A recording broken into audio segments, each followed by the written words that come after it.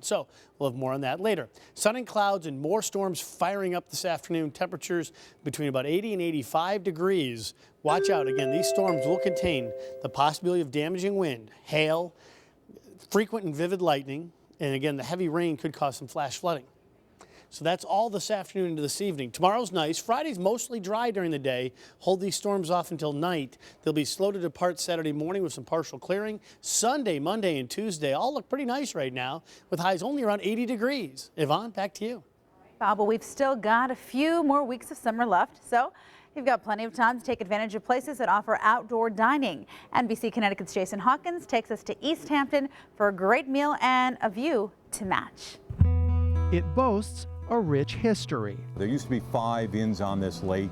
This is the only remaining one. And a picturesque East Hampton setting. We're located on Lake Pocatapog, which is the largest natural lake in the state of Connecticut. But Angelico's is more than just a pretty face. Its menu of tried and true American fare has a beauty all its own. We've got pastas, seafoods, steaks.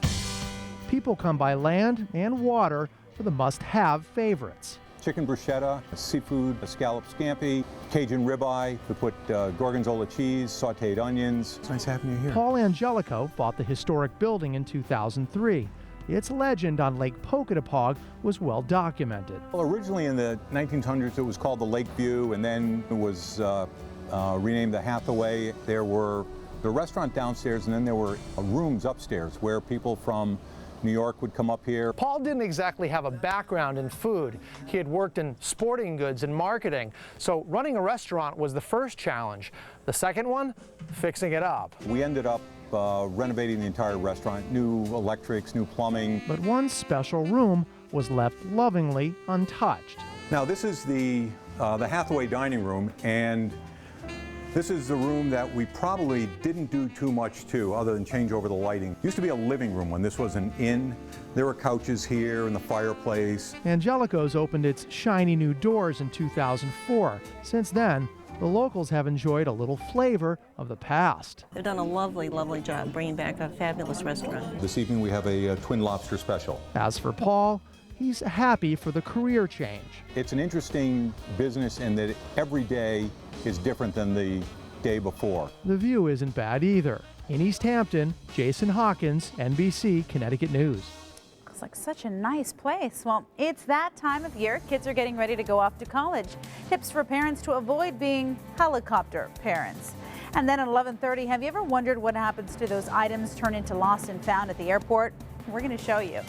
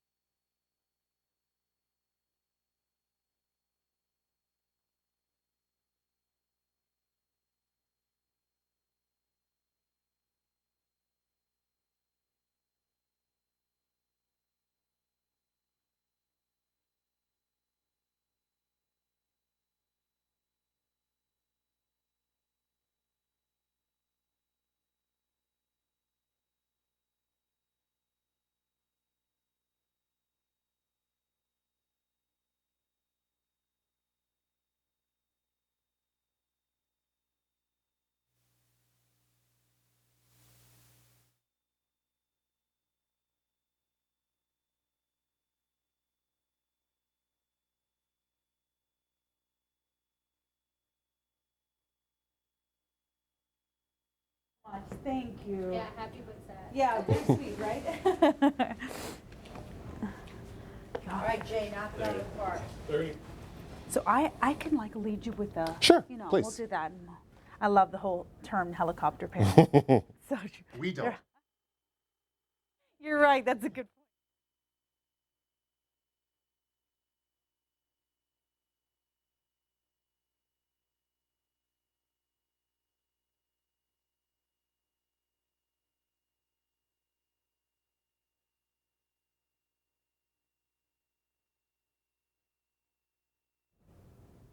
Your kids are heading off to college, but as everyone prepares for this big transition, experts say that parents need to find a great balance here. They need to find the balance between setting their kids up for success and also being a helicopter parent. You know, those parents that hover and hover. We know what that's like. Well, we're joined today by Jay Murray. He's Post University's Director of Admissions, and you've got some rules that parents should definitely follow. Jay, thanks for joining me. Thank you for having me. Good morning. Good morning. So first and foremost, the simplest thing you're saying, breathe. Absolutely. You got to remember, you've already been to college. It's the child's turn to do it, and it should be fun. If you're stressed out, you're doing something wrong. It's time to relax. You should have done the research in the school, so you know they provide the services. You have to have faith that those services are going to take care of your child should anything happen once they're away. And you say lots of schools hold orientation sessions for parents of accepted students, so that could be their thing. They can go to that and then they can just kind of let the child do their thing. Yeah, typically what most schools will do during orientation is they'll split the group. They'll actually have a student side and they'll have a parent side, so the parents have the ability to ask their question without embarrassing their son or daughter, but really to get their information, know when to do, what to do, when to do it, and really help them through that process, because it's anxiety. For most parents, it could be the first time they've ever been away from their son or daughter. And on that note, you say that parents should leave their emotional baggage at home, and what you're saying is that there are ways that parents can maybe talk to other parents. There's sometimes Facebook pages, Absolutely. And they can do that, but they need to let their child kind of go and explore and make their own mistakes. You know, Facebook, blog posts, but I think also typically the student will get the contact information of their roommate. Try to get in contact with the parents of your son or daughter's roommate to really find out what they're doing. Maybe you can meet, maybe there's other parents from the area. Maybe talk to the alumni organization, the development office, and see if there are groups that you can meet with. You can talk to others who have gone through this previously. Help them establish a budget. Oh, where were you when I was 20? That money goes fast. Oh my gosh, I racked up so much debt. So explain that. Well, really, you want to look at all the expenses throughout the year and think of your son or daughter's going to spend money. You want to keep them from spending too much. So it's food on the weekend is fine, but remember, you've already paid for the meal plan. You don't want to go out 2, 3, 4 times a week. If you're doing laundry, don't just wash your favorite shirt. Make sure you're doing a full load, and stay away from those credit card offers. Credit companies love to go after college students. We look good on paper, but in fact, it's too easy to get in, it's too easy to use, and too easy to get in trouble. So maybe you want to look at putting your son or daughter on a budget, maybe getting them a prepaid credit card and refilling it at each semester. We have one more tip to get to at this time. Limit those phone calls and text messages to the kids.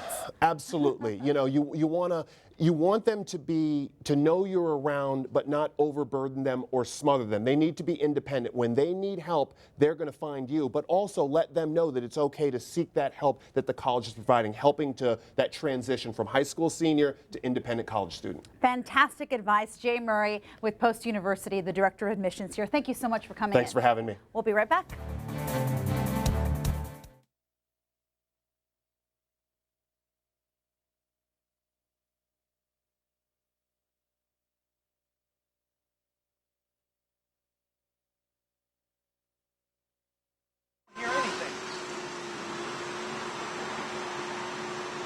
Without talking, try to get them to talk to you.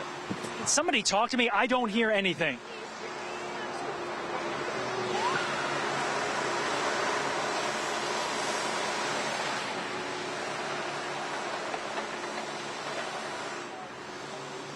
Hey, Bruce, can everybody hear me?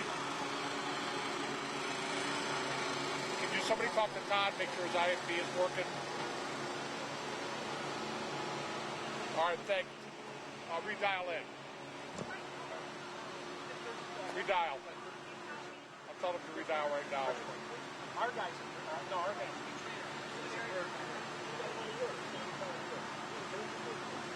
Yeah, I got you. Okay, Todd's got you too. I can.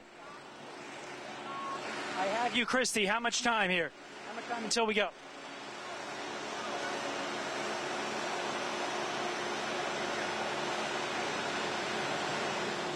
What? How much longer until 1 minute until we go? Gotcha.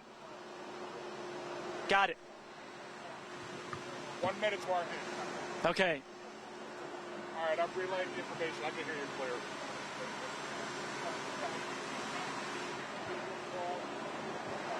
I believe that's Phil speaking with me. I'm giving a test delay. 5.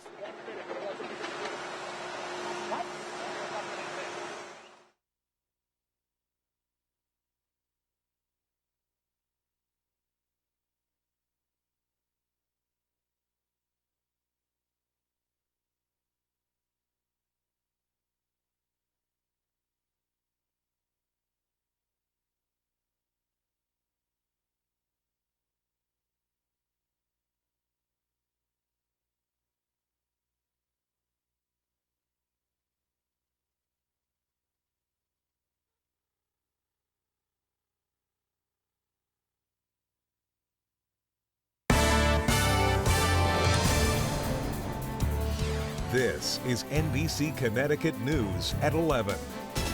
Right now, some residents in Waterbury have no water or very low water pressure because of 2 separate water main breaks. The breaks are at Captain Neville Drive and South Maid Road at East Main Street. NBC Connecticut's Todd Parra once again live from the scene with the very latest. Todd. Yvonne, good morning to you. Crews still working hard to dig the hole. I'm going to step out of the shot here. Take a look at that backhoe doing its work. It's got to get down about 5 feet underneath the ground to get to the water main. It's been digging for the last hour or so. And if Bruce can zoom in there, you see what looks like an upside down smiley face? That is part of the water main. It's the outer casing of the water main. As you can see, it is broken. Now, so far, crews have isolated the break. As you can see, only 2 customers in this area are currently affected. But of the 2 breaks, this was the big one. We don't yet know how many people were affected. This one did happen at about 3 to 4 this morning. Same time as the one over at Captain Neville and Austin. Let's show video of that break. You can see right there, water bubbling out of the ground and flowing like a tiny stream down the street. Right now, 20 to 60 customers over there are getting their water pressure restored.